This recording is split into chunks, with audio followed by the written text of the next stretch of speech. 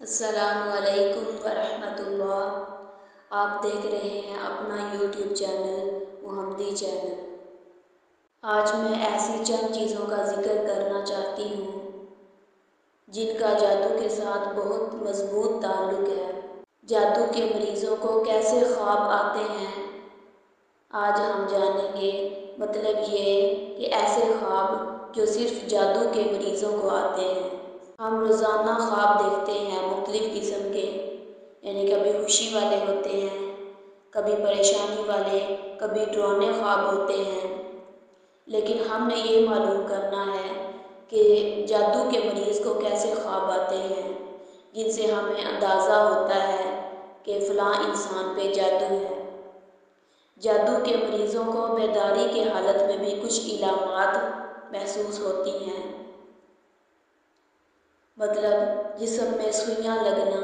یہ سوئیاں ویسے کوئی کانٹوں کی طرح سوئیاں نہیں، یہ اصل میں سوئیاں ہوتی ہیں، انسان انہیں کھینچ کے نکال بھی سکتا ہے۔ خون کے چھینٹے آنا، جسم پہ مختلف قسم کے یا مختلف جگہوں پہ کٹس کا نظر آنا، یہ چند چیزیں ہیں جو بیداری کی حالت میں پائی جاتی ہیں۔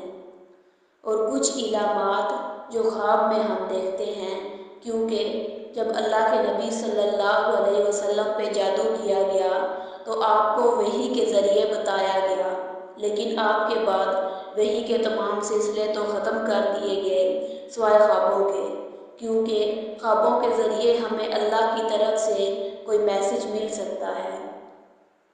آپ صلی اللہ علیہ وسلم نے فرمایا، اپنے خوابوں کے اثر کو زائل کر دیا کرو، یعنی ان کے اثر کو ختم کر دیا کرو۔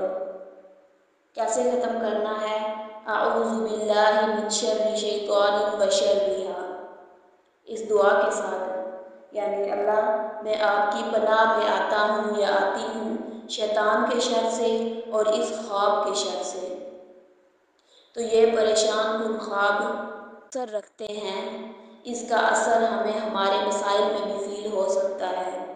دوسری اہم بات یہ کہ جب بھی کوئی خواب آئے، کہتے ہیں کہ ہر کسی انسان کے ساتھ شیئر نہیں کرنا چاہیے، اچھا خواب ہو یا ایسے ہی پریشان کن خواب ہو، کیونکہ کوئی پریشان کن خواب جب ہم کسی کو بتائیں گے تو وہ آگے سے ہمیں بولے گا ہاں تمہارے ساتھ ایسے ہو سکتا ہے، یا کافی لوگ اپنے ذہن کے مطابق ہمیں بتاتے ہیں کہ اس کے ساتھ تو یہ پریشانی آتی ہے، فلاں نے ایسے دیکھا تھا، اس کے ساتھ ایسے ہی ہوا تھا۔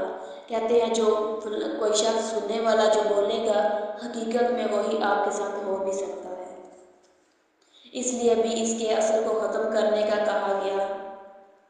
اور ریسرچ سے یہ بھی پتہ چلا ہے کہ جادو کے مریض کو چند ایسے خواب آتے ہیں جو صرف اور صرف جادو کے مریض کو ہی آتے ہیں۔ اس میں ایک خواب کتے والا ہے کہ آپ خواب میں دیکھتے ہیں آپ کے پیچھے کتا لگا ہوا ہے، آپ بھاگ رہے ہیں یا اس نے آپ کو کاٹ لیا ہے۔ اس کے علاوہ خواب میں سانپ کا دیکھنا کہ آپ اسے ڈر رہے ہیں یا وہ آپ کے پیچھے بھاگا ہوا ہے۔ خواب میں بھینس کا دیکھنا، بیل کا دیکھنا، اونٹ کو دیکھنا۔